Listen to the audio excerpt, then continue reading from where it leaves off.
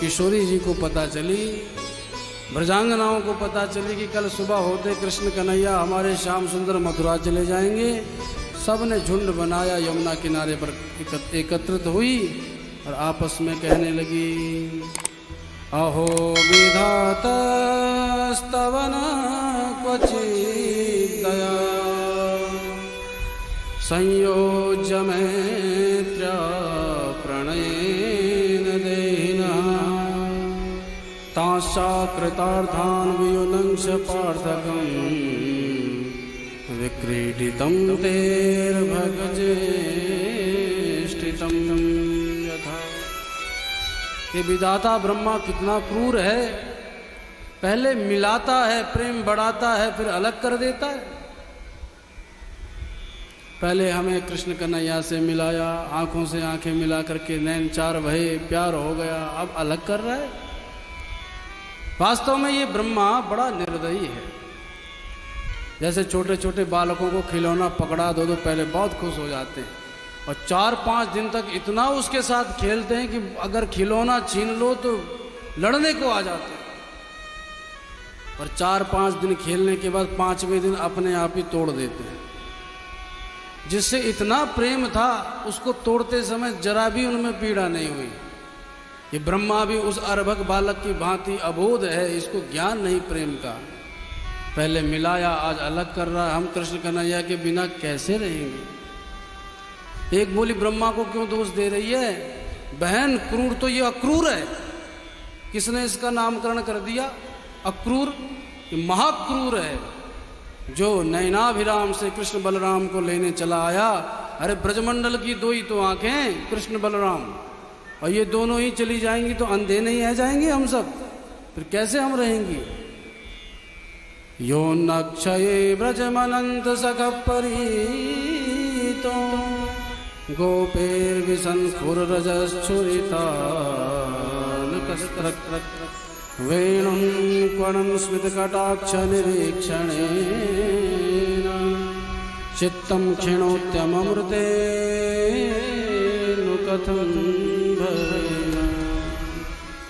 सखी जब सवेरे सवेरे हमारे कन्हैया गौचारण करने के लिए जाते थे, हम घंटों तक उसकी बाट देखती थी, कब आएंगे कब आएंगे कब आएंगे।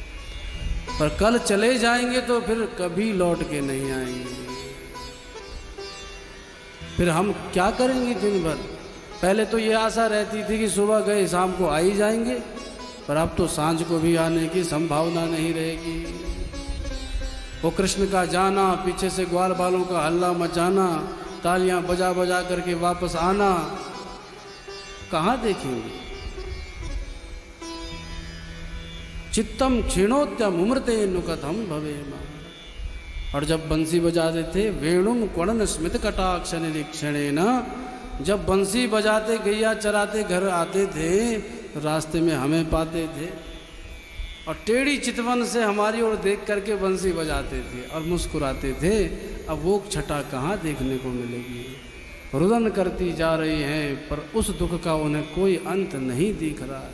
एक बोली जाएंगी तो आ जाएंगे, बोले नहीं, मैंने सुन रखी सहेली कि मथुरा में तो हमसे ज़्यादा सुंदर स्त्रियां हैं। अरे उनके दीवाने हो गए तो फिर कब लौट के आएंगी? परदेश गया हुआ लौट के आएगा नहीं आएगा, इसकी क्या गारंटी है? और हमारे श्याम सुंदर इतने सुंदर हैं कि दीवानी हुए बिना कोई रहेगी नहीं, और दीवानी जब मिल गई तो दीवाना वहीं तो बसेगा। इसलिए सब आपस में कर रहे हैं, रात्रि भर रोती रही। प्रातः काल हुई, कृष्ण भगवान सज धज करके गाड़ी पर चढ़ गए, रथ पर चढ़ गए। अक्रूर चाचा रथ हाँकने लगे, नंद बाबा आदि सब आगे निकल गए और कुछ ग्वाल बाल अब कृष्ण कन्हैया के साथ जाने को उद्यत हुए। इतने में एक बोलो भैया हमारे साथ चलो, और बैलगाड़ियां सज गई, ग्वाल बाल उन पर निकल गए। अब कृष्ण बलराम जैसे ही जाने लगे तो जिन गोपांगनाओं ने कभी अपना घूंघट नहीं उठाया था, ध्यान से सुनो, जिन गोपांगनाओं ने कभी किसी से ऊंची आवाज में बात तक नहीं करी, अरे आवाज तक नहीं निकाली, आज कृष्ण को जाते देखा तो सब अपनी लज्जा छोड़ करके खड़ी हो गई। एवं ब्रुवाणा बिरहातुरम् भृशं ब्रजस्त्रियः कृष्णविशक्तमानसाः विसृज्य लज्जां रुरुदुःसुस्वरं गोविन्द दामोदर माधवे। लज्जा त्याग करके हाथ उठा करके सबकी सब पुकारने लगी, हे गोविंद, हे दामोदर, हे माधव, हमें त्याग के मत जाओ, मत जाओ, मत जाओ। सारे ब्रजवासी स्तब्ध रह गए। क्या कर रहे हैं गोपियां? किसी को ये होश नहीं मेरे वस्त्र कहाँ जा रहे हैं, घूंघट कहाँ उड़ा चला जा रहा है, मैं ठोकर खाकर गिर रही हूँ या नहीं गिर रही हूँ। बस कृष्ण को रोकना चाह रही है। कुछ तो रथ के आगे ही लेट गई। भगवान ने सोचा कि ये मुझे जाने नहीं देंगे, सो दूत को आगे भेजा, जाओ इनसे मेरा संदेश कह दो। किशोरी जी भी खड़ी थी। संदेश दिया दूत, जाओ उनसे कहो कि आज जाऊंगा, कल रहूंगा, परसों लौट के आ जाऊंगा। तास्तथा तप्यतिर्भीक्ष स्वप्रस्थाने यदुत्तमा सांत्वयामास सप्रेमे आयास्य इति दौत्यके।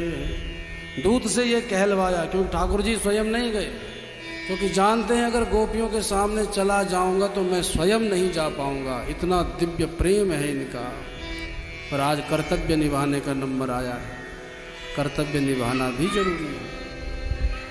ये विचार करके नहीं गई। दूत ने जाकर के गोपांगनाओं को कहा कि बिहारी जी कह रहे हैं आज जाऊंगा, कल रहूंगा, परसों लौट आऊंगा। फिर भी मार्ग से नहीं हट रही हैं। पर अंत में सोचा, देखो हमारे कारण हमारे श्याम सुंदर कितने शांत खड़े हैं, न हमसे उठने को कह रहे हैं, न तो जाने की जिद कर रहे हैं।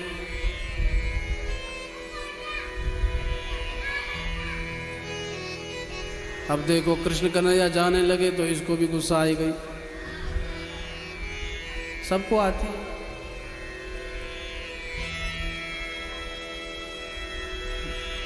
भगवान इसीलिए नहीं गए कि रोक लेंगे। ब्रजांगनाओं ने सोचा, देखो हमारे प्राणनाथ चढ़ गए हैं रथ पर और मथुरा जाना चाहते हैं, तो जब हमारे स्वामी ही जाना चाहते हैं तो फिर हम क्यों खड़ी हैं रास्ते में? अगर वहां जाने से हमारे श्याम सुंदर सुखी होते हैं, प्रसन्न रहते हैं, तो वही हमारी प्रसन्नता है। अरे बहन सर हट जा, हट जा। बोली सही कह रही है। अरे हमें तो अपने प्राणनाथ का सुख चाहिए। वो वहां जाके सुखी रहें या यहाँ रह करके सुखी रहें, जहाँ उन्हें सुख मिले वहां रहना चाहिए। और अपना क्या है, हम तो उनके दीवाने हैं। चाहे सुख मिले चाहे दुख, हमें तो उनको देखना चाहिए वो सुखी हैं या नहीं। प्रभु के सुख के लिए ब्रजांगनाएं खड़ी हो गई। मन नहीं कर रहा हटने का, पर हट गई। अब भगवान आगे बढ़ गए। जब तक रथ दौड़ता रहा तब तक सब मार्ग में एकटक नजरों से देखती रही। रथ धूमिल हो गया तब भी खड़ी रही कि अभी देखो वो ध्वजा दिख रही है रथ की। ध्वजा दिखनी बंद हो गई तब भी देखती रही, क्योंकि आकाश में धूल उड़ रही थी। अरे हो सकता वो वापस लौट आए। पर जब धूल भी उड़ना बंद हो गई, सब मौन होकर के मुंह लटका के लौट गई। अब नहीं आएंगे, अब परसों का ही इंतजार है। वापस लौट गए।